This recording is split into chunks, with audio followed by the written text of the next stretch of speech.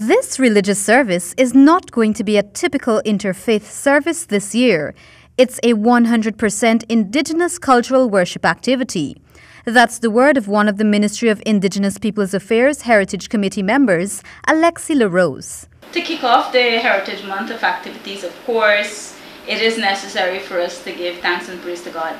And this year, it will be a full-on indigenous service. So if you've never experienced that before, come on down to the exhibition complex at the Heritage Village, 5 p.m. We will be bringing the Hallelujah group from Upper Mazaruni, Jawala Village, Region 7. And the Hallelujah religion, it's based in Christianity, but it's mostly found in Region 7 and 8. And it is the practice of the people there. Ms. LaRose speaking exclusively with Nightly News about Heritage Month 2018.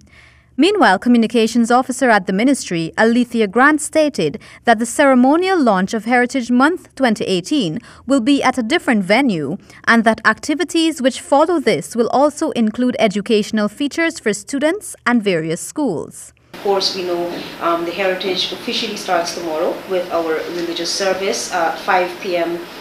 at the Indigenous Village Sophia, which will be followed on Saturday with our ceremonial launch. And following that ceremonial launch, we will start our cultural extravaganza later on in the evening. And of course, a number of other activities, school tours, educational lectures, art exhibition. We also have our annual fundraising dinner. According to Ms. Grant, persons can also benefit from learning materials that are based on understanding, reading, and even writing in languages of the indigenous peoples. During these the school visits, of course, we plan to have a number of persons respond to that call so that we can share not only our culture, of course, our languages is very much a part of that culture. So, of course, yes, and we will be bringing with us materials. We have the Wapishana Dictionary, we have a number of other material that we will be willing to share.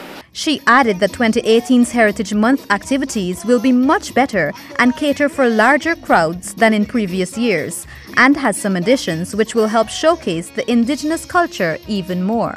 So the public is invited to all our events. It's free of cost, of course, and this year we are adding quite a number of surprises for you. For example, at our ceremonial launch, which is on Saturday, we will be moving to the main stage of the Sophia Exhibition Complex.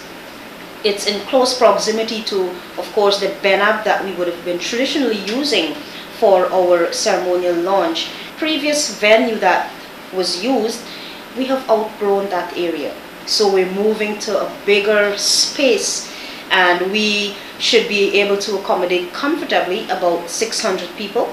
Reporting for HGP Nightly News, I am Kristen Macklingam.